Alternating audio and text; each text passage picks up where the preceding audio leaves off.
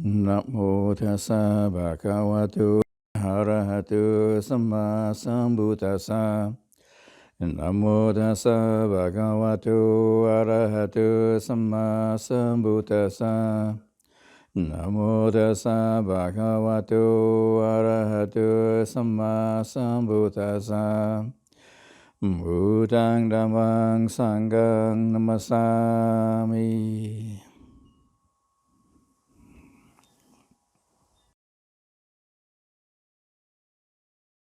So this is session 11 of Beyond Eye-Making, the last one of the series, ending on a positive note of liberation. At least it's, hypothetically optimistic, theoretically optimistic. So all of the teaching so far on the background of the Buddha's teachings and the how eye-making is created, or how it's the process is involved, and then the cessation of eye-making. If we develop this understanding and this practice, if you remember the practice, three principal modes of practice, contemplating the 5 groups of grasping and the 6 sense bases. They're arising, they're passing the path to their cessation.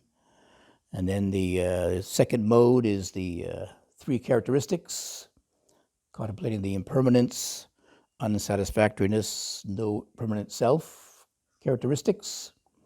And the third one is the contemplating the gratification, the disadvantage, and the escape from the 5 groups of grasping and the 6 sense bases. Okay, right, got it. But so the real effort, the real core of it is the practice, doing it, the quality of that. Easy enough to the theory, and maybe we can think about it easily enough. Oh yes, 5 groups of grasping are permanent, yeah, but I'm still here.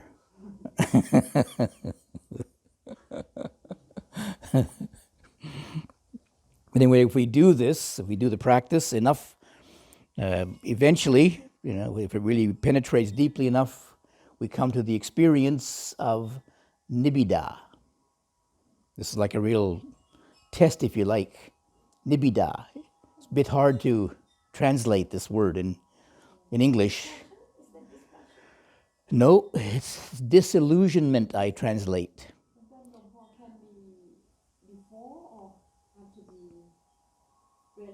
Deep enough, or yep. Can be any time for some people.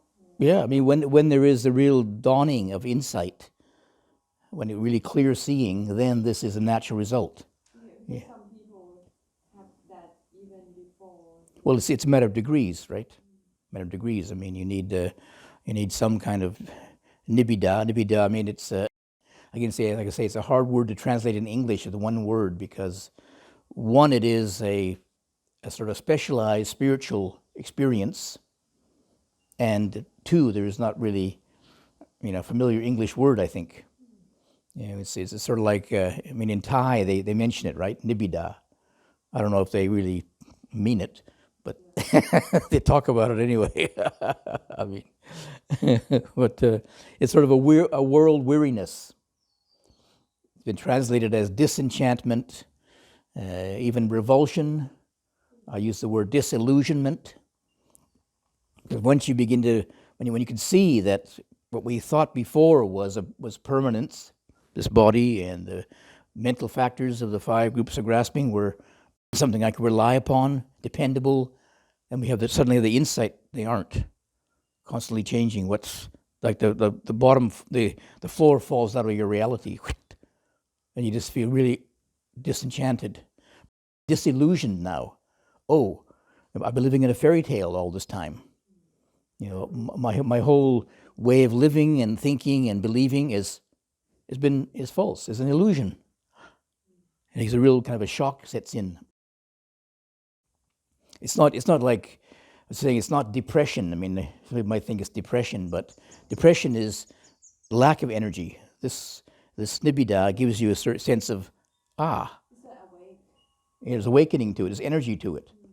I mean, it's not eureka so much. I mean, maybe there is a eye-opening realization. Until there is nibbida, you can say your practice hasn't really taken root. Or it's a matter of degrees again, I would say, degrees.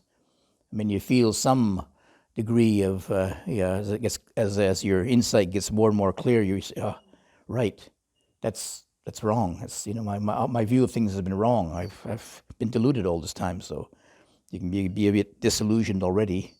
But until it really deepens, it's really earth-shattering disillusionment. And then that leads to dispassion. This disillusionment is based upon, when you realize it's not very pleasant, but it's based upon seeing the way things really are. And then you realize that the way you believed before was the illusion.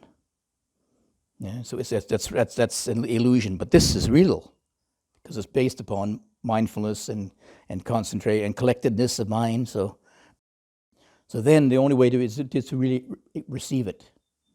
So then you have experience of dispassion, lack of passion, letting go, dispassionate. Aha. And with dispassion is liberation. There's a sense of real release. Of course, it's, not quite so, maybe so theoretical as I say. It's more emotionally dramatic, maybe. It goes, disillusionment, and then let go, dispassion, and then release. Wow. Okay, anybody got there yet? That's the theory, anyway. Back to the theory.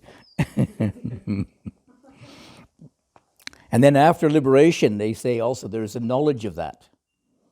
There's liberation, but then you have to know there's liberation. Make it really certain. Oh, yes, now you know. Yes, that's what liberation is. For many people, it's a totally new experience. And maybe some people have had that glimpse already, but not really seen it in the right context. They don't really understand it as liberation, as the Buddhist context of it, you see. And then if they don't realize that what liberation is, then they just go back to the old habits again. I would say I've met people, I would say, who had a bona fide insight, but not having the context for it, they lose it. They lose connection with it. And it just becomes something in the back of their mind somewhere. And you can say, well, it's not totally lost, but they forgot about it. Don't keep it nurtured, and so it kind of fades out then. So this viraga, especially dispassion, the Buddha describes it as a subduing of pride, removal of longing, uprooting of attachment, and the termination of the continual round of rebirth. The wasting of craving, dispassion, and cessation, nibbana. That's how the Buddha describes it. And liberation, technically, there's two kinds, they say, ceto vimutti and panya vimutti. The ceto vimutti means liberated by mind. This is usually following the path of collectedness or concentration. And all it says is that, in concentration, all this abandon is passion, raga. But this panya vimutti, through insight, meditation, at the wisdom, path of wisdom, liberation by wisdom, then ignorance is abandoned. So these two, ideally they go hand in hand. The mind that still has passion is not calm enough.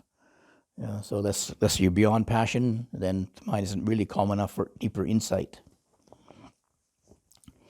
And then this experience results in one of the 4 levels of awakening.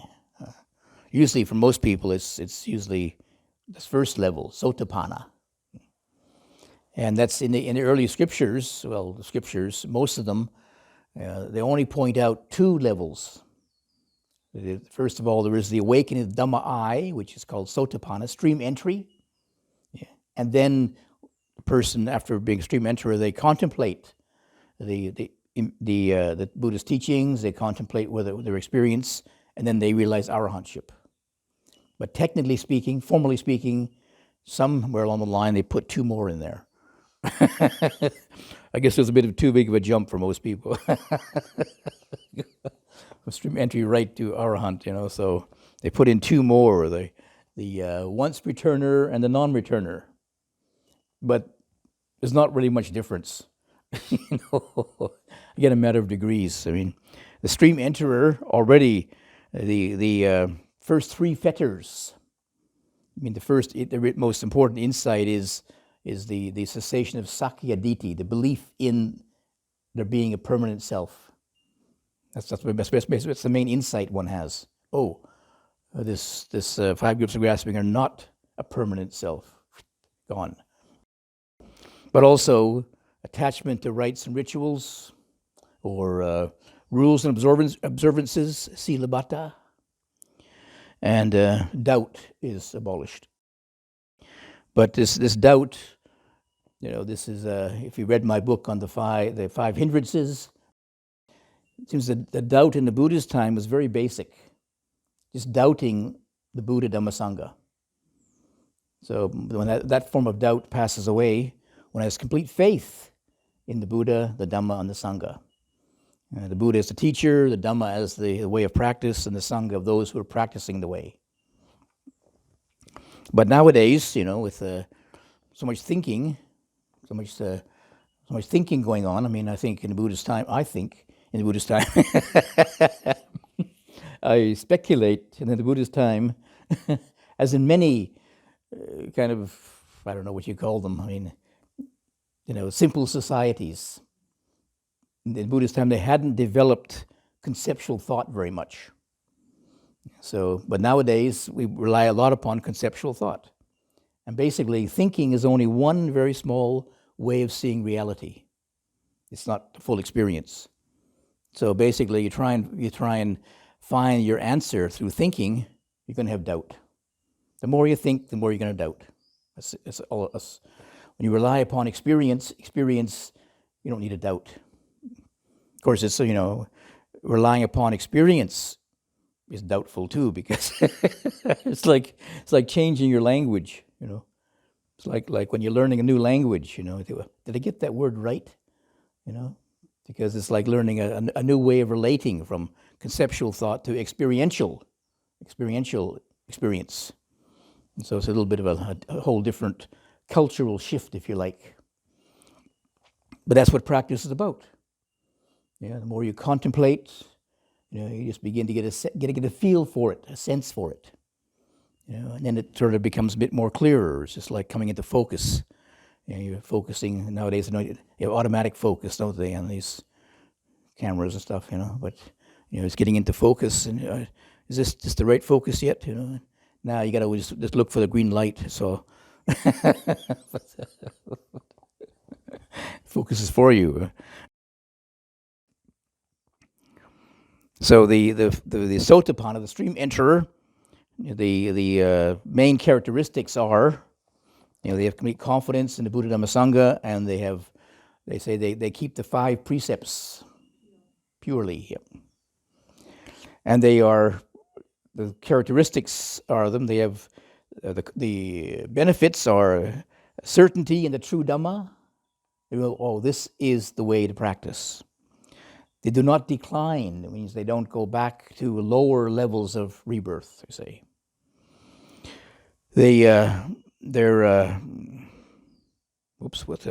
Can't read my writing here. Anyway, something. They have a special knowledge, and they have clearly seen cause and the arising of cause, things that arise from cause.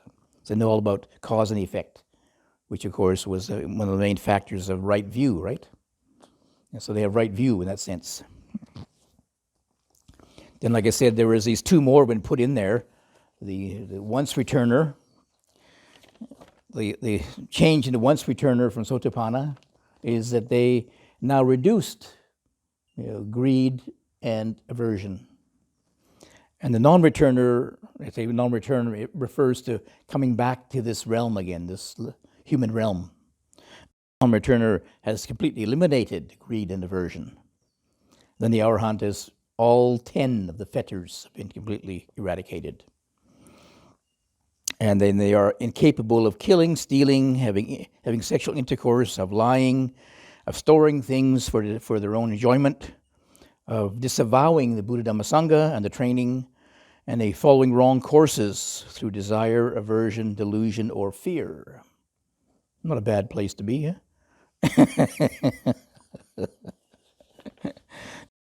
But I mean, I have to leave it to your own experience, I'm afraid. One thing some people think, they've got to become a Sotapanna, a supreme enterer, this lifetime, you see. So they're frantically trying to become a Sotapanna, but it's just if you understand the concept behind it, stream entry, you enter the stream, you see, but you got to stay in the stream. So like I say, some people have had maybe some bona fide insights, maybe they aren't even Buddhist, I would say, but without having the context for it, they lose the stream, as it were. Yeah.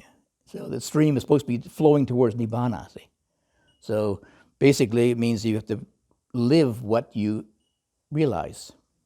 If you have a real realization, a really deep realization of impermanence, well, you got to integrate that into your life and live that as a way of life. Otherwise it just dries up. And I mean, I don't know what, maybe there is some sort of a dry stream heaven somewhere. I don't know. But they aren't flowing anymore. And they say, if the insight is deep enough, you never forget. You lose connection, like the Sotapanna can still be reborn up to 7 more times, they say, which is just a number, But they still make mistakes, they still lose connection with it, but they won't go any lower. If they get reborn in the lower realm, you might make some really serious evil or bad, unskillful karma, and you can get stuck there, you see. But a human being, I mean, they're sort of 50-50, so you got a good chance to work your way out of it. So anyway, liberation, that was, it's not really up to your practice, Don't talk about it too much. But the whole purpose of this investigation, this study, was to understand what this phrase meant, the cessation of I-making, mind-making, and the underlying disposition to conceit, and ideally to understand the Buddha's answer to that. A few times it's mentioned in the Pali Canon.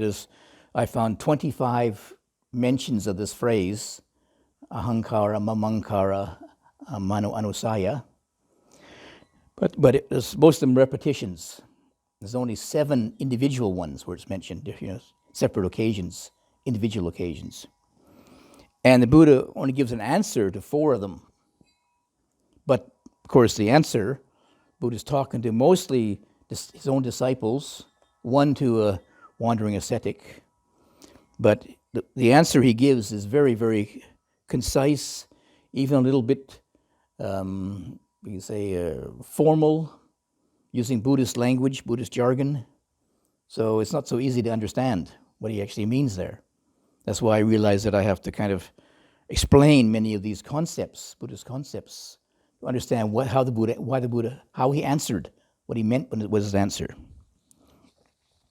So the first one, which is the most common one, the instance this was used, is some monks come to him and they say, ask the Buddha, Venerable, how should one know, how should one see in regard to this body with consciousness and in regard to all external signs? That means this body and everything else outside, external. So that I-making, mind-making, and underlying disposition to conceit no longer occur. Or another one is this I-making, mind-making, and conceit has gone beyond all distinctions and is peaceful and well liberated. So the Buddha's response in all the great majority of cases is the same. whatever kind of embodying, feeling, recognizing, willing, inhabiting, bare and knowing, the 5 groups of grasping, whether past, future, or present, internal, external, coarse or subtle, inferior or superior, far or near, one sees all of these as it really is with right wisdom. This is not mine. This I am not. This is not myself. That's ultimate realization.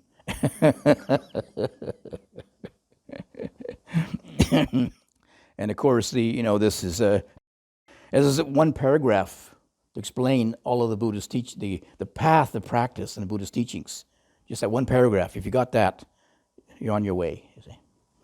However, when it comes to the practice, the Buddha is pointing out, all these various variations of the 5 groups of grasping: past, future, present, internal, external, coarse or subtle, inferior, superior, far or near.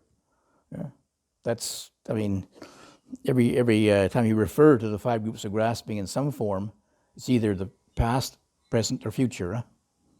Memories of it, you can contemplate. Oh yes, right now this body is impermanent, but there I am, a picture of me when I'm 21, and I'm still grasping it, holding on to it, identifying that's me. That's really me. Strong, healthy me. and then of course maybe you have a thought in the future too. I'm going to be strong and healthy in the future. How often do you think I'm going to be decrepit and worn out in the future? Huh? Every morning you look in the mirror and when you're shaving, and here I'm just getting older all the time.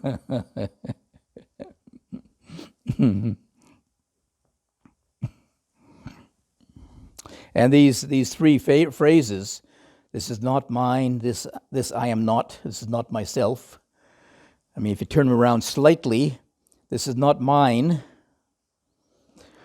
If you take them around a little bit, then you get to the 3 forms of this identification are: this is not mine, this is mind making, mamankara. Then the other one, I making. This I am not. This is not myself. That's the underlying disposition to conceit. It's not myself. So these 3 counter I making, mind making, underlying disposition to conceit. Buddha's covered all the bases, you see.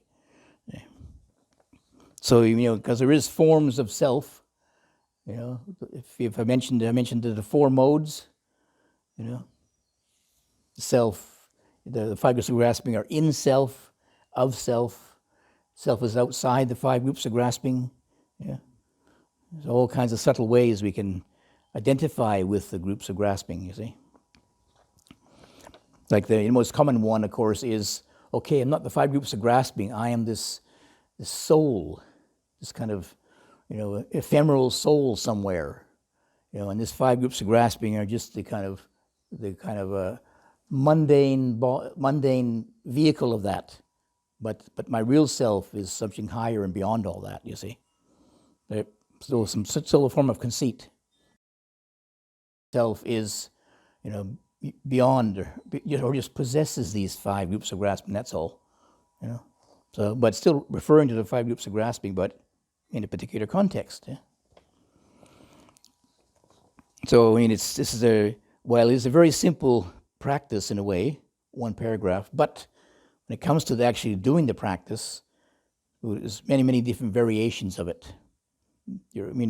We've spent so much of our time to this present moment, or maybe before the pansa began, thinking about ourselves. Maybe we still are, till we're enlightened. So many memories, thoughts, perceptions, views, ideas, everything is filtered with self. All kinds of background of self in there. And it just kind of keeps going, until you begin to see through it gradually. It's like peeling back different, I would say, like the different the skins of an onion or something. Slowly peeling them away, the coarse ones. Okay, I know now. I mean, the self is not the body is not the self. I know that. It took 47 years, no, 72 years actually.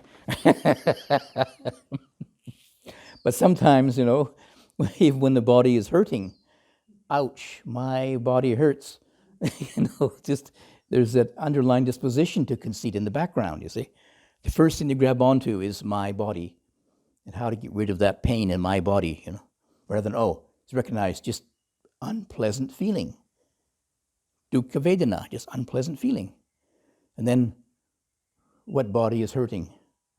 There isn't a body there to hurt, it's just unpleasant feeling. Yeah. Which I don't like anyway, but then it's a grasping feeling, right? So, it's a tricky character. So the second one, the Buddha, while giving this discourse, some monk said, I wonder what kind of self then, if the 5 groups of grasping are not the self, what kind of self am I then? And then the Buddha points out, that he has to point out he goes through this list of, what is impermanent? Is a body permanent or impermanent? Right? You know this, right? Is the body permanent or impermanent? Venerable Sir.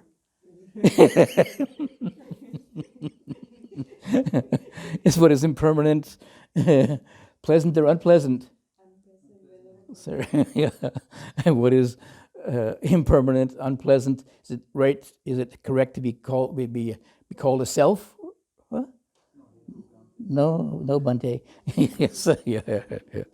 Okay, you got it.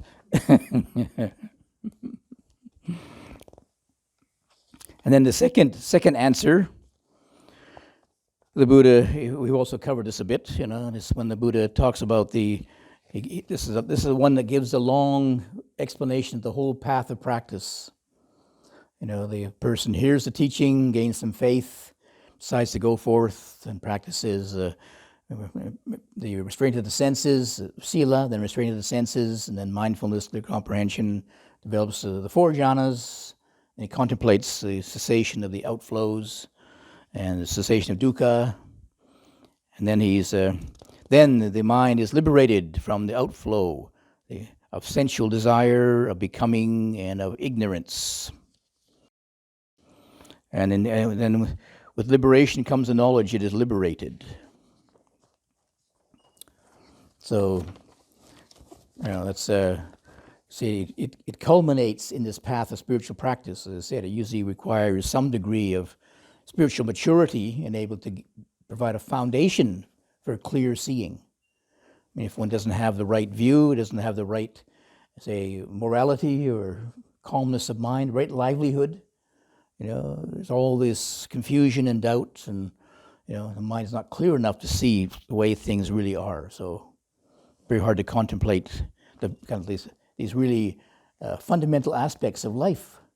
These outflows, I call them outflows, the asava, because they are the outflows of selfhood, sensual desire, existence, ignorance. Very, very basic. And who even looks at their ignorance? Who looks at their desire to persist for existence? Yeah. I think some of the psychologists call it an instinct, survival instinct. It just is in our genes. Why do we even think? Can we even contemplate it? Why is there just striving for existence, survival? And then one of the most profound and yet also hard to understand answers the Buddha gives when Ananda asks him about concentration. Is there a concentration or collectedness that one would be no more I-making, mind-making, underlying disposition to conceit? And the Buddha said, there is this, when a bhikkhu thinks, contemplates, this is peaceful, this is sublime, that is, the stilling of all sankhara. relinquishing of all supports, the wasting away of craving, dispassion, cessation, nibbana. I mean, it's also, you need to have some recognition of what the Buddha is pointing at. People say, well, how is there no more I-making? Say, well, just don't use Facebook or something, or don't beautify, don't use cosmetics, But it doesn't cover all of the possibilities, eh? But the stilling of all activities, sankharas, relinquishing of all supports, anything which supports existence, the wasting away of craving, dispassion, cessation, nibbana. That is the ultimate cessation of I-making. But the point is to contemplate this is the peaceful. This word's peaceful. You may remember what I mentioned once that talk about identity. Identity is defined in the same terms as dukkha. Basically, having an identity, having a self, is suffering. As the Buddha says in the descriptions of dukkha, jatipi dukkha, at the end, in short, the 5 groups of grasping are dukkha, satisfactory. It's going to be at the very end because it's pretty subtle for most people. Grasping anything as a self, even your precious body and your precious mind, is going to be dukkha. It's going to change. It's going to be left high and dry. Another one, the 4th one, the Buddha answered. This was to Vacchagotta, and he asked about speculative views. But which view does the Buddha have? And the Buddha says, I don't hold this view, don't hold that view, because I've seen, don't just view, but I've seen the arising of the 5 groups of grasping and the passing away of the 5 groups of grasping. I've seen it directly. So when you understand that, when you see that directly, no more views. Therefore I say with the decay, waning, cessation, giving up, relinquishing of all conceivings, all mental disturbances, all I-making, mind-making, underlying disposition to conceit, the Tathagata, the Buddha, liberated without grasping. So again, there is this whole list of different possibilities: conceivings, mental disturbances, and the I-making, mind-making, underlying disposition to conceit. And the Buddha is seen through all of them. But he is deep, immeasurable, fathomless, like the great ocean. So that's why the Buddha doesn't have any of these views, like what you go to ask them, is the Tathagata, born again or whatever, You can't say any of these things because not grasping to the 5 groups of grasping, how you define somebody. They're not body, not feeling, not recognizing, not will, not consciousness. What are they? Measureless, fathomless. And then there's a few other references just in passing that that just mention that somebody who has awakened, been fully awakened, has obviously they've cut off I-making, mind-making, underlying disposition to conceit. So it's like an indirect reference to them, you see. And then there was one which is, maybe it's my favorite sutta in here, in the Pali Canon. Venerable Sariputta, remember him, Buddha's right-hand disciple, and his brother, Venerable Upasena, were staying in the snake's hood grotto, in a cave near Rajagaha. And when they were outside in the sun, a snake fell down from the top of the cave, above the cave, and bit Venerable Upasena, a viper. And obviously they recognized it as a poison snake. So it seems that they laid him on a bed and took him inside to treat him. But then he says to the monks, Venerables, he says, come, friends, place my body on the bed and take it outside before it is scattered here, just like a handful of chaff. We kind of mess up the cave, if your body turns into dust, So he very, very politely asked him to take him outside so his body wouldn't make a mess of the cave, you see. So, but Venerable Sariputta says, but we don't see any worsening in your condition. We don't see any change. You don't look like you're dying, in other words. Venerable Upasena said, well, how could there be any change? He says, anybody who regards the six senses as their self, then you would notice some change. But since I don't regard the six senses as myself, eye, ear, nose, tongue, body, mind, don't regard it as myself, how is there any change? So they were convinced, oh yeah, maybe, yeah. So again, he told them, take the body outside. So they put his body on the bed or carried him outside to the front of the cave, and there and then, Upasena's body scattered to the four winds like a handful of chaff.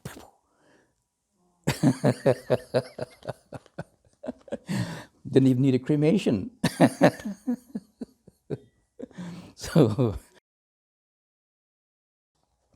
So he didn't mess up the cave either.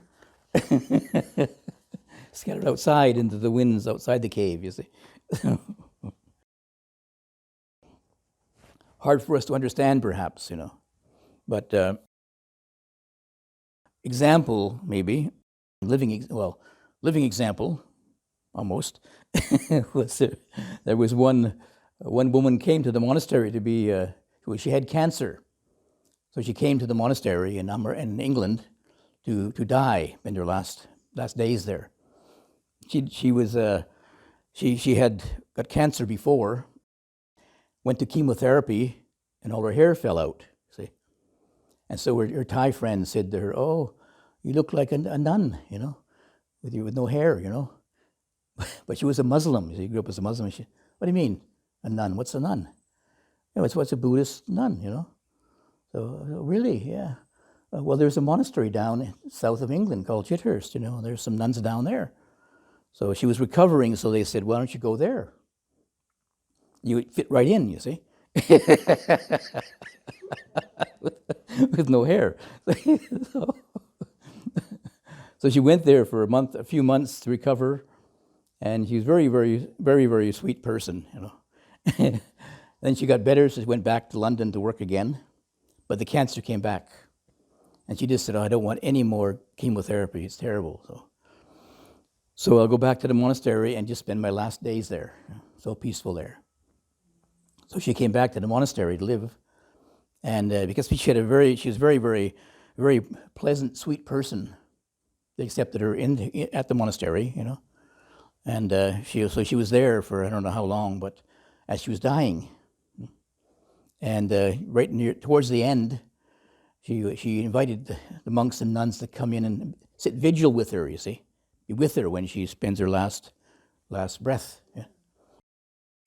So one night I was there with a bunch of other people, and she was lying down, and very, very weak and very faint, breathing. At first she was talking for a while, then she was breathing very, very faintly, and it all went quiet. And breath got quieter and quiet, and it stopped. And we were just absolutely still. Everybody's waiting for her. And then she took another breath. I already mentioned this, didn't I? Yeah. Took another breath, and she opened her eyes and said, "Oh yeah, I'm sorry, not yet."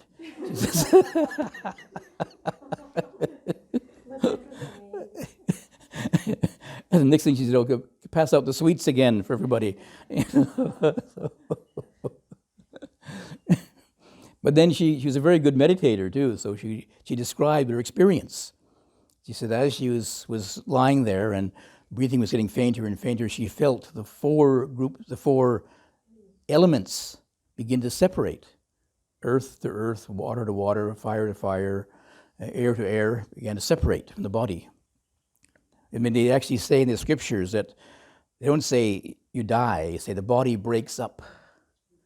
Goes back to its natural elements, the four elements again. So she felt these four elements kind of breaking up, getting less and less solid.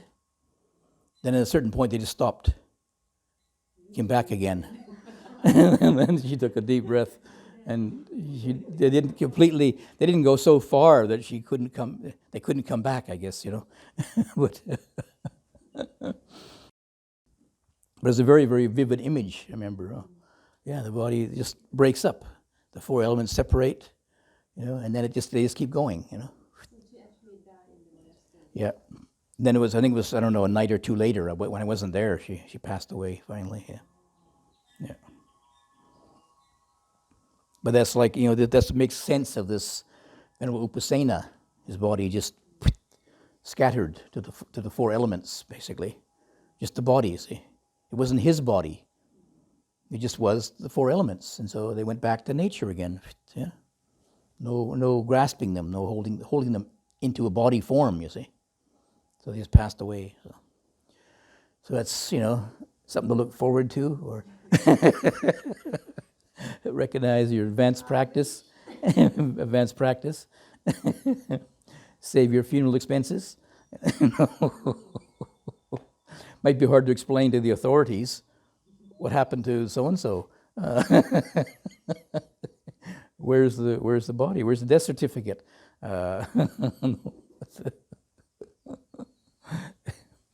But you begin to realize, though, that, in the intermediary, if you like, the more you can let go, like, if you hold on to this body, you're really grasping it. You can't stop it from getting old, from hurting. But the more you can let go of it, just receive it, flow with it, you realize that a different kind of peace. It's not conquering the suffering, but it's opening to it, opening to the changeableness of the body, letting it be with the flow of it then. And okay, no resistance. So you go with the flow. You go with the stream. Flow with the stream of impermanence, right to Nibbana. Yeah. You don't dry up. So this is what the purpose of all the practice was, and you begin to recognize some of these stages, certain world weariness, nibbida, disenchantment, disillusionment, and then dispassion. Dispassion is no more passion for these things, so you have to struggle to hold on to them. And after a certain while, you realize, trying to hold on to this body to keep it in a certain form, it's so much effort, so much more suffering, and it never works. So you just go with the flow then. And when your mind is really busy, lots of thoughts going on, some people, they try and control their thoughts, try and control their mind. Back to the breathing, back to the breathing, back to the breathing. But if you kind of shift your perspective a bit, recognize, minds do think. Thoughts are in the mind. You step back and observe the thoughts in the mind. There's a place of peace there. Busy mind, peaceful mind. If you're with that place of observing it, it's always peaceful. Easy to say. Yes, of course, yeah. But that's what the practice is about, But at a certain point, you recognize that, right, busy mind. That's okay too. I don't need to fight against it. I can just open to it, and then you just like you're in a different space. Then there's not you trying to control it. But you can become observing of it. There just is mindfulness there, rather than you trying to control your mind, which is two selves. Now you compounded yourself and compounded your suffering, and just observing, just mindfulness, which is, it is a kind of a constant process in itself. Mindfulness, you don't own it. You can't even own mindfulness. Sometimes there's mindfulness there, there's awareness there. Sometimes there isn't there. But if you cultivate it, you recognize it can be there as a force in life more and more often, and it's a very, very peaceful place to be. And your mind can go blah, blah, blah, blah, and you say, good morning, busy mind.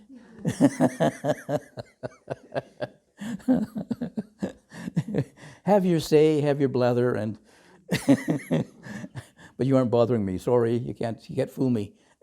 So, and after a while, then it starts to slow down and give up because you aren't playing the game anymore, you see? So, when Ajahn Chah was flying to, when he was in America, somebody asked him, he asked him at this meditation center, how do you settle your mind for meditation? He said, I just leave it where it always is.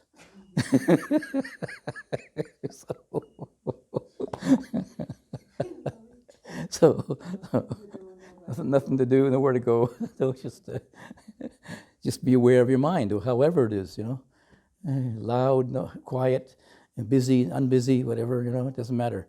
Happy, sad, that's the way it is. And no struggle then, So that's liberation. Liberating from yourself. Most important type of liberation there is. Liberated from yourself. Yourself is the biggest tyrant. Your biggest enemy is yourself. So, so maybe I better pause there for now. That they all arrived at liberation. That's what more can I say?